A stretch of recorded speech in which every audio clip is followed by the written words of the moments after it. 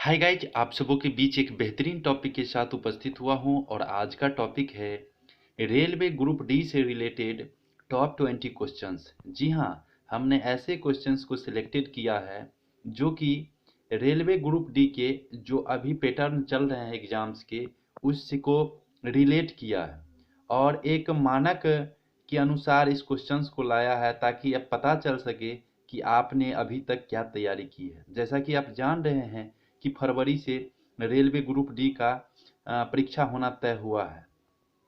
तो चलिए जानते हैं इस वीडियो के माध्यम से कि आपने कितनी तैयारी की है और आपकी तैयारी कहाँ तक है और कितनी तैयारी की आवश्यकता है। देखिए, इसके लिए आप यदि इस वीडियो में जो 20 क्वेश्चंस दिए गए हैं उसके यदि आप 15 प्लस जवाब दे पाते हैं तो आपने अच्छी तैयारी कर रखी है, और यदि 15 से कम और 10 से ज़्यादा है आपका तो आप मॉडरेट हैं, आपको कुछ और तैयारी की आवश्यकता है। आप लगे रहिए, आप अपना गोल अचीव कर सकते हैं। वहीं जिनका 10 से कम और 5 से ज़्यादा है तो उन्हें तो काफ़ी तैयारी की ज़रूरत है। तो आप निश्चित रूप से तैयारी करते रहें। चलिए देखते हैं वो प्रश्न कौन से हैं जो आपके रेलवे ग्रुप डी का तैयारी का टेम्परेचर मापेगा। देखिए, पहला प्रश्न है आपका कि तने और जड़ों के शीर्ष पर क्या पाया जाता है। जी हाँ, तना और जड़ों के शीर्ष पर क्या पाया जाता है, तो इसका आंसर है आपका शीर्ष विभज्योतक उत्तक। जी हाँ, शीर्ष विभज्योतक उत्तक पाया जाता है तना और जड़ों के शीर्ष पर। नेक्स्ट क्वेश्चन आपका दिया हुआ है कि यदि कोई वस्तु समान समय अंतराल में असमान दूरी तय करती है। जी हाँ, यदि कोई वस्तु समान समय अंतराल में, यहाँ प्रश्न पर ध्यान दें कि समय अंतराल समान है लेकिन दूरी असमान तय करती है, तो इसे क्या कहा जाएगा, इसकी गति कैसी होगी। तो इसका आंसर है आपका कि इसकी गति होगी असमान गति। जी हाँ, समान समय अंतराल में असमान दूरी तय करेगी तो उसकी गति होगी असमान गति। नेक्स्ट क्वेश्चन है आपका कि किसके बढ़ने के अनुसार जी का मान घटता है। जी हाँ, किसके बढ़ने के अनुसार जी का मान, गुरुत्व का मान घटता है, तो इसका आंसर है आपका ऊंचाई। जी हाँ, ऊंचाई के अनुसार जी का मान घटता है। नेक्स्ट क्वेश्चन है आपका कि बर्फ के गलनांक बिंदु क्या है। जी हाँ, बर्फ का गलनांक बिंदु क्या है, या कह सकते हैं द्रवनांक मेल्टिंग पॉइंट क्या है। तो बर्फ का गलनांक बिंदु क्या है, तो इसका आंसर है आपका, यदि आप केल्विन में जवाब दे रहे हैं तो आपका आंसर है 273 केल्विन, और यदि आप सेल्सियस में जवाब देते हैं या क्वेश्चन का ऑप्शन सेल्सियस में रहता है तो वहां आप देंगे 0 डिग्री सेल्सियस। वहां से बर्फ गलना शुरू हो जाता है, यही उसका गलनांक बिंदु होता है। नेक्स्ट क्वेश्चन है आपका कि कितने हर्ट्ज की आवृत्ति मनुष्यों के लिए श्रव्य नहीं है। जी हाँ, कितने हर्ट्ज की आवृत्ति मनुष्यों के लिए श्रव्य नहीं है साउंड का, उसको मनुष्य सुन नहीं पाएगा, मतलब उसकी कान की सुनने की क्षमता इतने फ्रीक्वेंसी का नहीं है ना।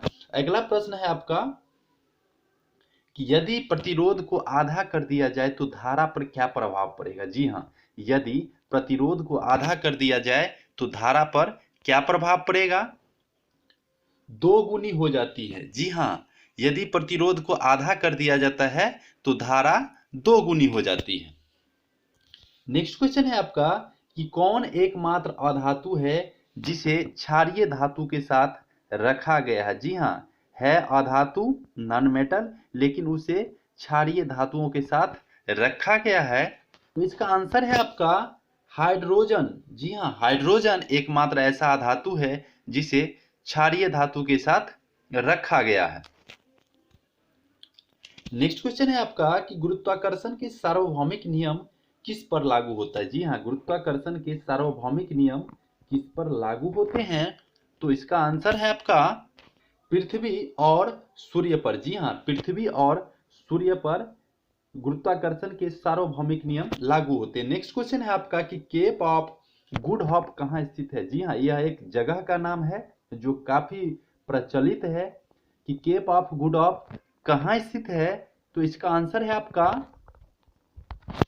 कि यह दक्षिण अफ्रीका का एक विख्यात जगह है। जी हाँ, दक्षिण अफ्रीका में केप ऑफ गुड ऑफ स्थित है। नेक्स्ट क्वेश्चन है आपका कि पादप जगत के उभयचर क्या कहलाते हैं। जी हाँ, पादप जगत कहले प्लांट किंगडम में उभयचर क्या कहलाता है, जो जल में भी होता है और स्थल पर भी होता है, उस जाति को, उस प्रजाति को क्या कहते हैं।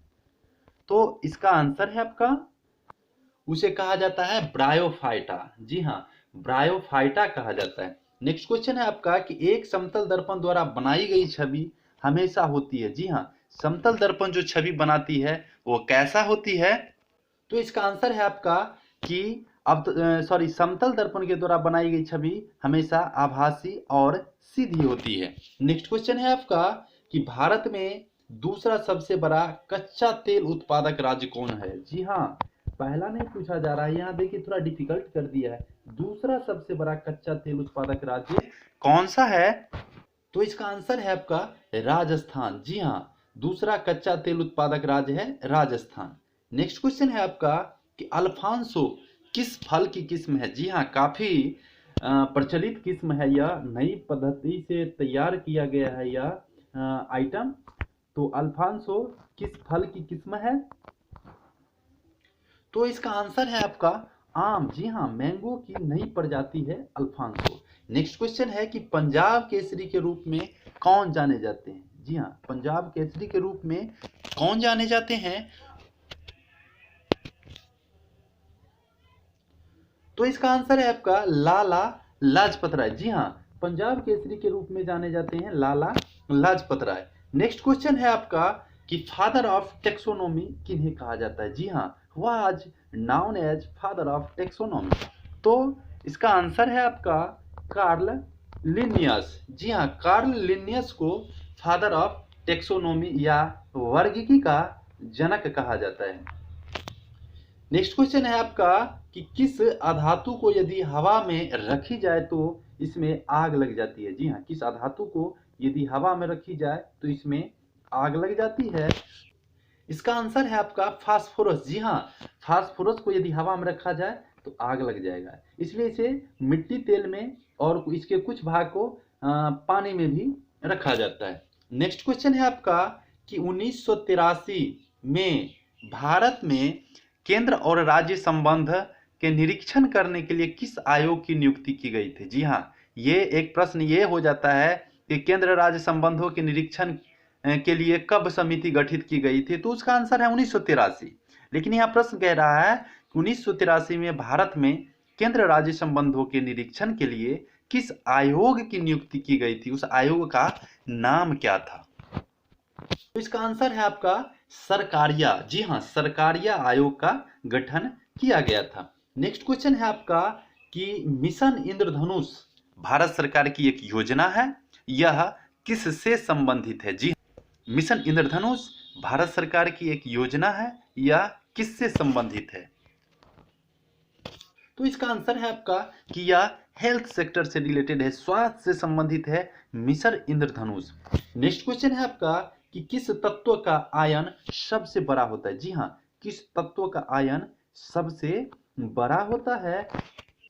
तो इसका जवाब है आपका कि सोडियम का। जी हाँ, सोडियम का आयन सबसे बड़ा होता है। नेक्स्ट क्वेश्चन है कि वह कौन सी मेरिडियन है जो भारतीय मानक समय तय करती है। जी हाँ, वह कौन सी मेरिडियन है जो भारतीय मानक समय तय करती है। जैसा कि हम सभी जानते हैं कि 5.5 घंटा प्लस जो भारत का मानक समय है वह है क्या, मीन टाइम से।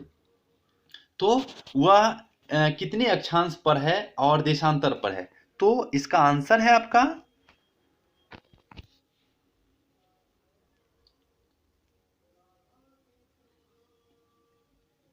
82.30 डिग्री पूर्व रेखांश पर। जी हाँ, पूर्व रेखांश मतलब पॉजिटिव है, यदि पश्चिम रहता तो नेगेटिव होता। तो 82.30 पूर्व रेखांश पर।